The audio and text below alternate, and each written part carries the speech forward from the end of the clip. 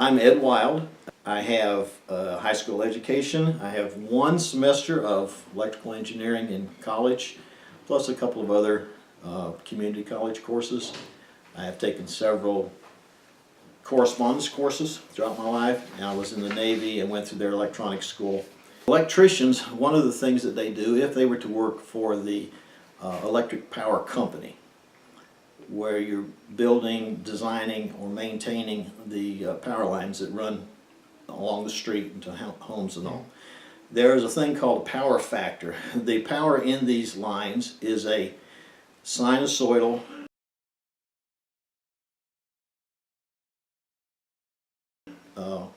AC waveform at 60 cycles, and when it is used by things like electric motors, they have a property in them. They're composed of coils of wire, which makes magnetic fields that makes the motor spin.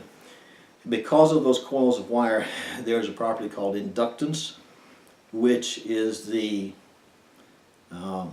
opposition to the flow of electricity. When you run electricity into a coil, it has to build up a magnetic field. And while it's building up that magnetic field, it is opposing the flow of electricity. And then when the electricity starts to decrease, that magnetic field starts to collapse, and it actually generates some power.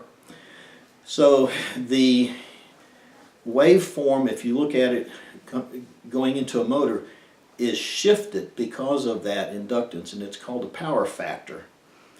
And in order to determine what the actual AC signal is doing, you end up using some imaginary numbers to calculate this inductance and the inductive reactance, and then you end up plotting it on a chart, on a graph, which gives you X and Y components, and you use polar coordinates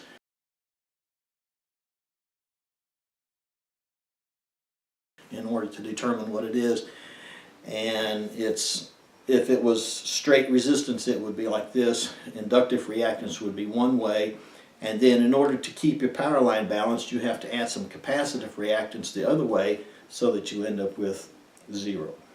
And those are imaginary numbers that are calculated on a polar coordinate graph. And if you know what you're looking for, there are actually capacitors. They're square boxes on the poles in various places, and they are put there to correct the power factor along the power line. To balance it. To balance things out so that everybody gets nice, clean electricity. And imaginary numbers will either be, there'll be a positive or a negative imaginary number, and that will tell you, and I forget which is which, I'd have to go back and look, that will tell you whether it's capacitive or inductive. And then by the magnitude of it and the phase angle that it is, that tells you what the inductance or capacitance is. And that is a physical part that you could touch. Mm-hmm. And then to balance it, you put the opposite. You add the opposite to it. If you like in a motor, you have inductive reactance. To balance it, you put the same amount of capacitive reactance. But they're not in the same unit, so there's got to be some calculations there too.